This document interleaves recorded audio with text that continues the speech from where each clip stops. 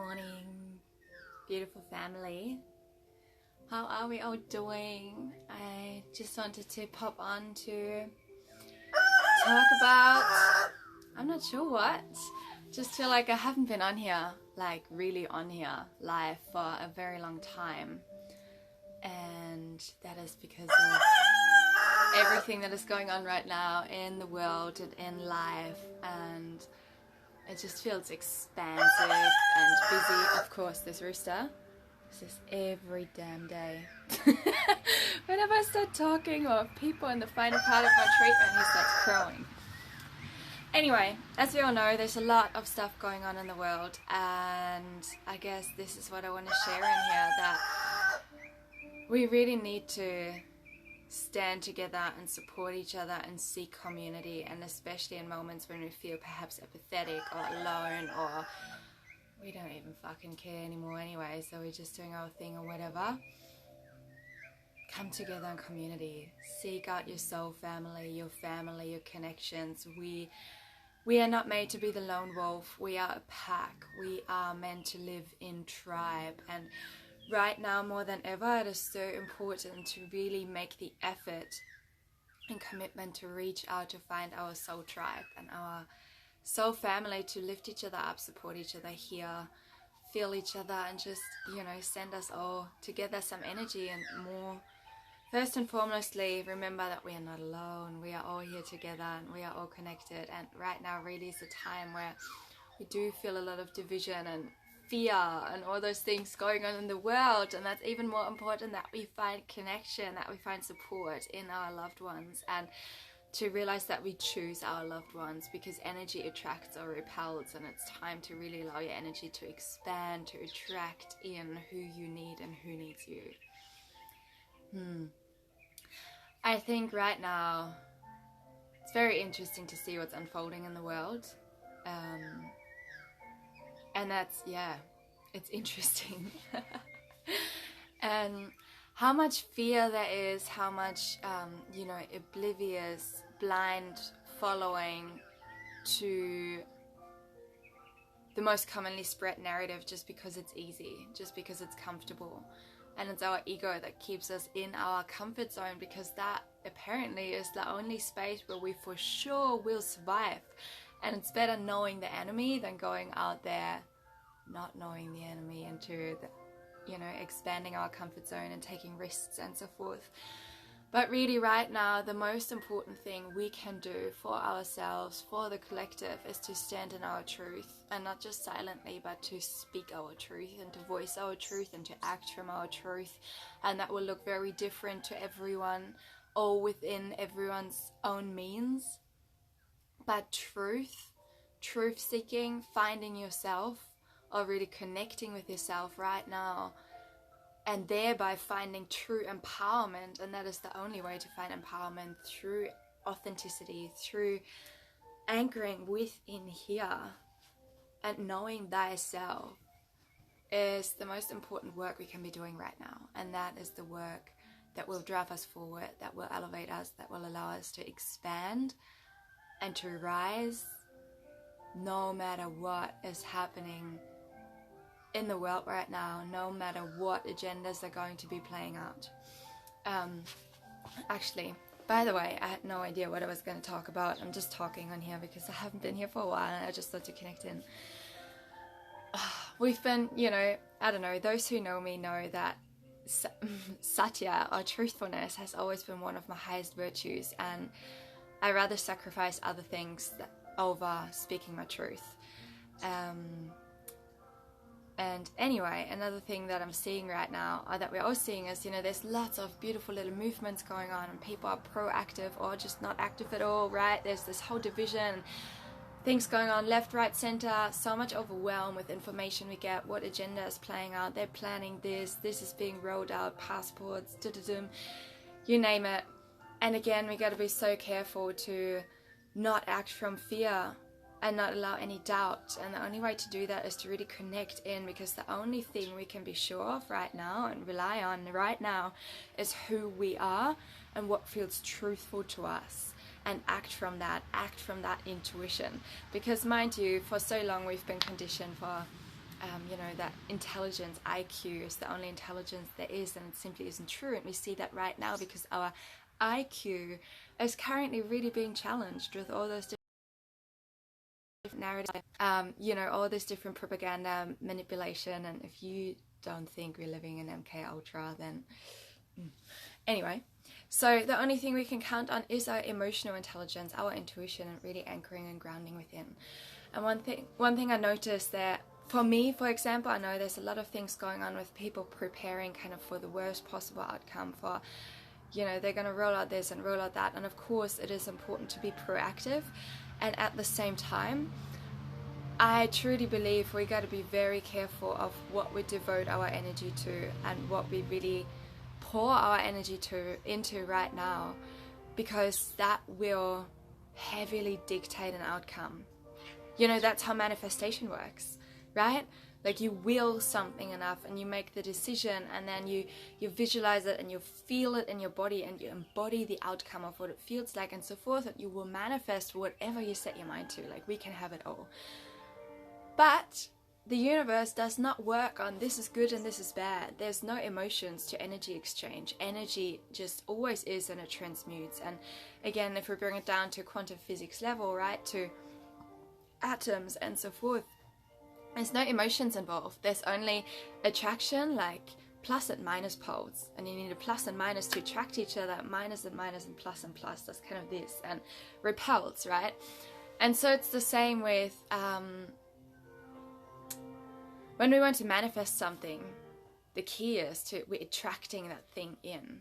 It doesn't matter if it's positive or negative, or if we feel emotionally good about it, or it brings anger or joy, it's like what you focus on expands. Where our energy goes, attention flows. Where our attention goes, energy flows, right? And so if we currently really focus on buying into that fear, or checking the news, or checking and like, okay, cool, so what other alternative movements are going on here? Those people say this, and those say this, and or we get really caught up in, okay, worst case scenario, this is what's going to happen, so I'm totally going to prepare myself for it. I'm not saying don't be prepared, but be careful of your energy, because the more energy we pour into, okay, say worst case scenario, they're gonna roll things out and make everything mandatory and coercion and so forth, we are manifesting this exact reality by giving it attention and energy. And really, that is such a key point for me. I've been talking about this with many people lately, and I just want to refer to the Celestine prophecy that I'm sure if you're here, that has been in your orbit at some stage. And the Celestine prophecy actually has 3 books, but they're all, you know, it's the same sequence of they find those beautiful insights and actually practicing and embodying the insights of how to detect and then work with and then influence energy and run off energy. The more they lift themselves up and each other, and so the more we lift the collective consciousness. In the 3rd book, they are seeking Shambhala, and Shambhala is said to be a legend, a legendary spiritual kingdom that was not yet to be found. And so their search leads them into Tibet. And in Tibet and the bordering countries, India, China, and so forth, Shambhala is treated as a legend, as a myth. No one knows where it is.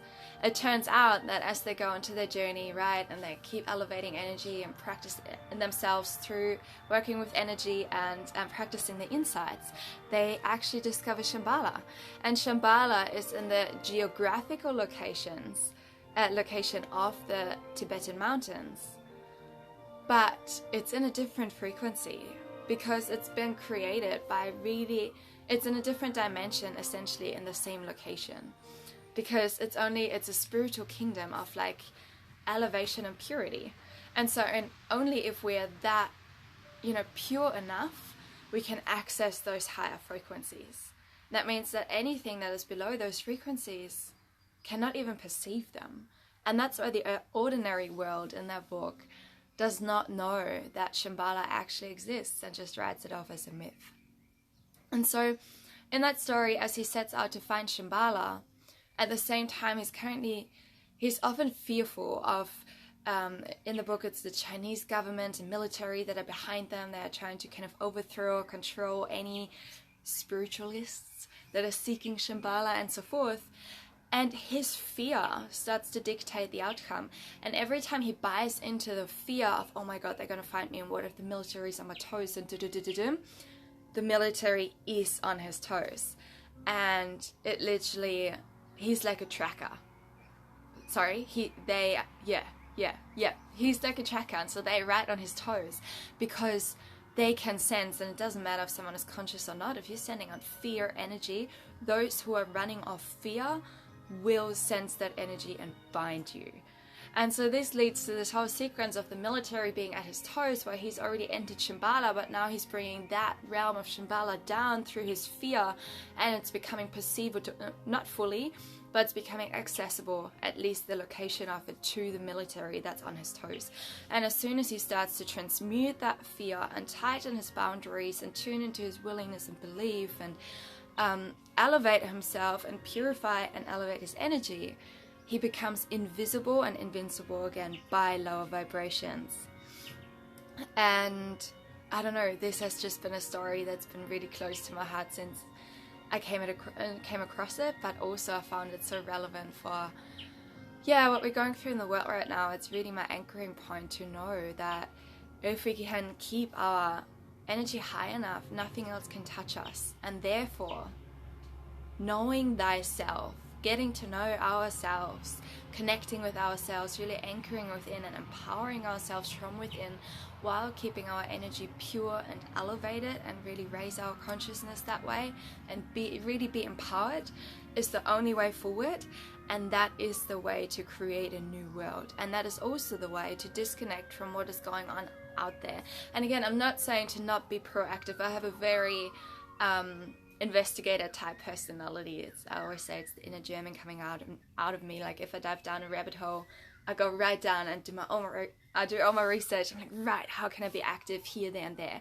But the key is to don't let it run you. Don't pour 100% of energy into, actively fighting a system with the same energy as the energy that you're trying to fight. Like you are trying to fight a fear-based system with fear won't work, right? So you just got to it's like fighting fire with fire. And so, I think that's what I just want to pop in here for. We had some really beautiful community gatherings over the last few weeks, and whenever we do gather in community often, but I feel like it's being so expansive over the last few months, it just makes me realize this is fucking it. Like there is no space for the lone wolf anymore. We cannot do it alone. We won't be able to move forward alone. We need to be vulnerable enough to allow other people to hold us, allow ourselves to be held, ask for help, give help, support each other. Just, find your family and just constantly be in a good energetic group hug, and keep that group hug energy high. We all have to have each other's backs, and whether there's minor differences and I'm choosing this and I'm choosing that, doesn't fucking matter. Like we need to get out of this creating polarity around decisions that really don't matter. You want to vaccinate, go and vaccinate. I don't want to vaccinate, I don't vaccinate. Whatever it is, it doesn't, as long as the decision is coming from within here, amazing. If it's truthful for you, go for it. But beyond all that, we can accept and support each other. It doesn't matter we are creating a fictional fence that doesn't need to be there. And if we really come back to truth and to unconditional love, we realize, firstly, a fence doesn't need to be there, and freedom doesn't have a fence.